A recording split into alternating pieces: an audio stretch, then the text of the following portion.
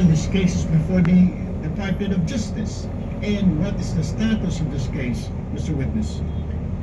Well, Your Honor, the pieces of evidence that we attached or we incorporated in our investigation is sufficient and has satisfied the requirements of the evidence required, which is prima facie evidence with reasonable certainty and conviction.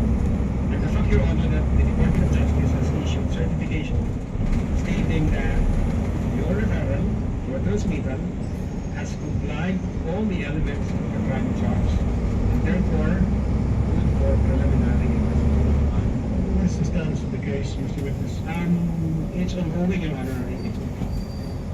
Kung tama ang naalala. It's ongoing, Your Honor. One very, very quick question, Mr. President. Senator Judge. Do you think at this point you have an airtight case against the respondent? I believe so, yes, Your Honor.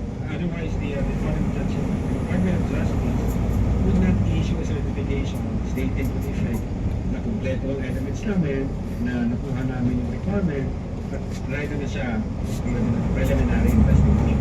Thank you, Mr. Witness. Thank you, Mr. President.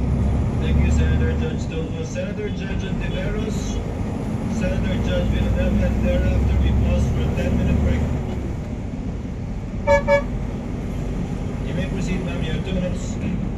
Salamat, Mr. Presiding Officer. Attorney Lotto, Yes, Your Honor.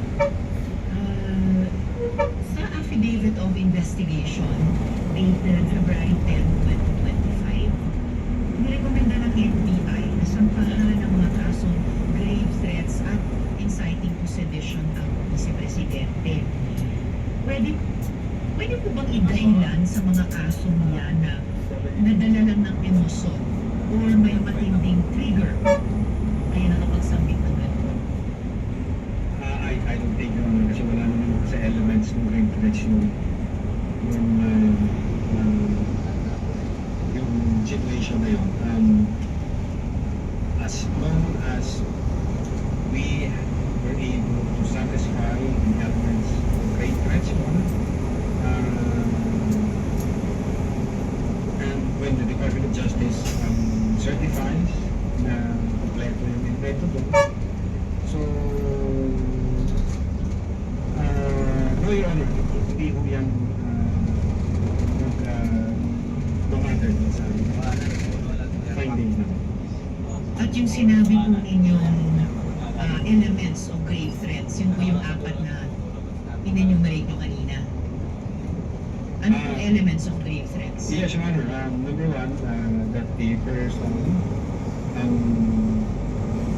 threatened to inflict another person, napagkalat this person or your property, napagkalat this family with any wrong. That's the first element. The second element, that wrong amounts to a crime. Then the third element,